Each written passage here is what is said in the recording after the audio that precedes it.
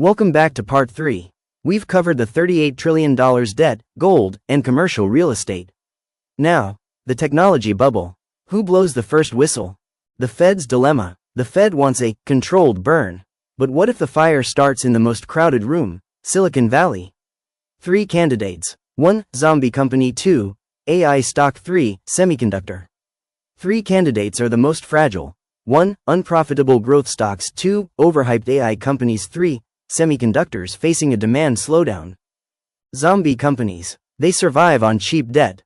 With interest rates high, their life support is unplugged. Examples of zombies: unprofitable EV, electric vehicle, startups, food delivery apps, SaaS, software as a service, companies burning cash. A few bankruptcies equals sector-wide panic. The AI bubble. AI is real, but the market is impatient. Valuations are priced for perfection. Disappointing earnings. AI monetization is slower and costlier than expected. That's all it takes. Crypto contagion. Crypto-adjacent tech, the purest barometer of risk-on appetite. When rates rise, crypto bleeds, then tech follows. The core of the storm. Semiconductors, the brain of the modern world. But even brains get tired. Smartphones, PCs, game consoles. Demand is maturing. Companies cut guidance, future revenue forecasts. Markets punish guidance cuts brutally. Chain reaction. But a correction in one sector isn't a crisis. The crisis happens when it spreads.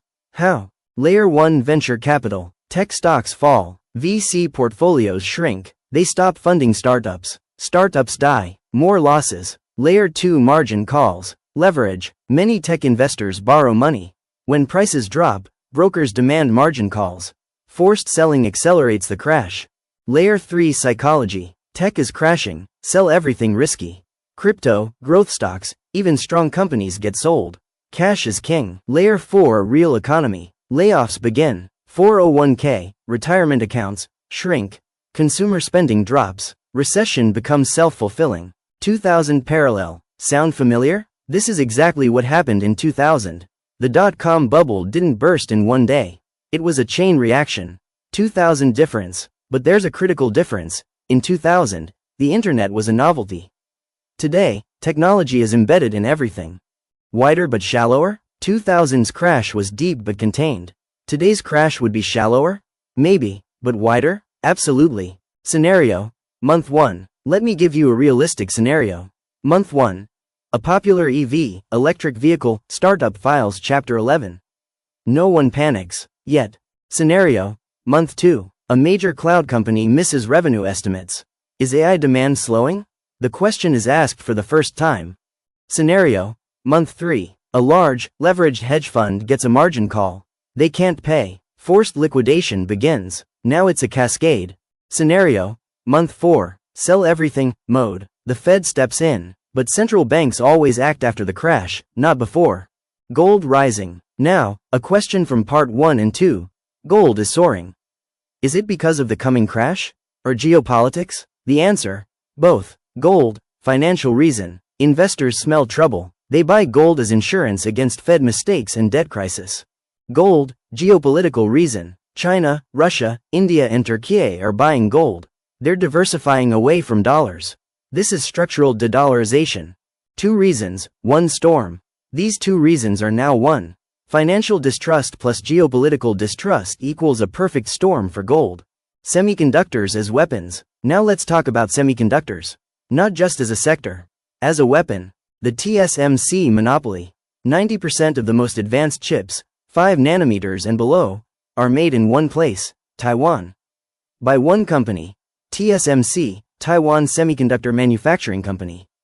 America's vulnerability. Apple, Nvidia, AMD, Qualcomm. All dependent on TSMC. This is America's strategic vulnerability. Intel, the fallen king. How did America lose its lead? Let's talk about Intel, once the undisputed king of chips. Intel's golden era. Intel designed and manufactured its own chips, IDM model, integrated device manufacturer. For decades, it worked perfectly. The first miss, mobile. Then came the mobile revolution. Intel missed it, too focused on PCs, too slow to adapt. Apple used Samsung and later TSMC, not Intel. Under Andy Grove, Intel ran on knowledge power. Authority was earned in the lab, not granted by title.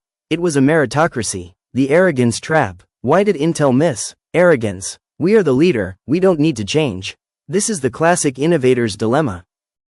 Stuck in the past. Intel stuck to its own manufacturing process while TSMC perfected the pure-play foundry model, manufacturing only for others. TSMC could focus entirely on process innovation.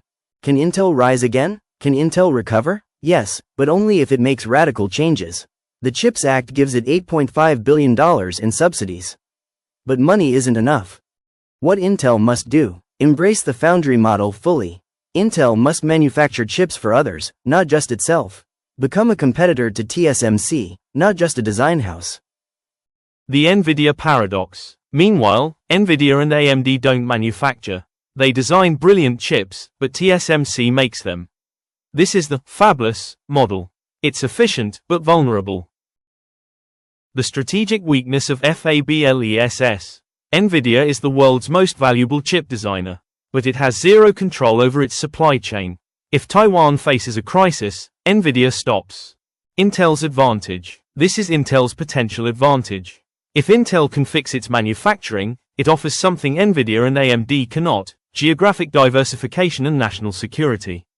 The Silicon Curtain. The US is drawing a Silicon Curtain. Advanced chip equipment, EUV lithography from ASML, cannot go to China.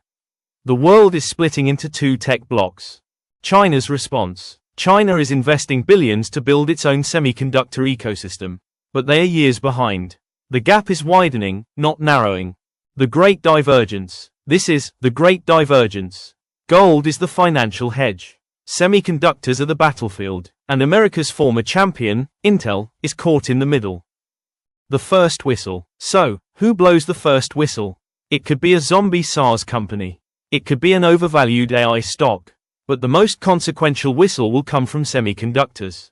Because semiconductors are everywhere. Final word. Every market bubble in history has been inflated by the same thing: excessive optimism, cheap money, and the belief that this time is different. Semiconductors are no exception. Across the tech sector, companies have been valued not on profits, but on promises. Not on delivery, but on dreams. And when the music stops, when interest rates stay high, when AI monetization disappoints, when demand slows, the reckoning will be brutal. The whistle is not if, it is when, and it will come from the most crowded room, semiconductors. When it blows, the chain reaction will sweep through everything: venture capital, leveraged funds, retirement accounts, and finally, the real economy. This is not a prediction of doom. It is a reminder. Bubbles don't burst quietly. They explode. Part 4 is coming. The storm is not over. Subscribe now.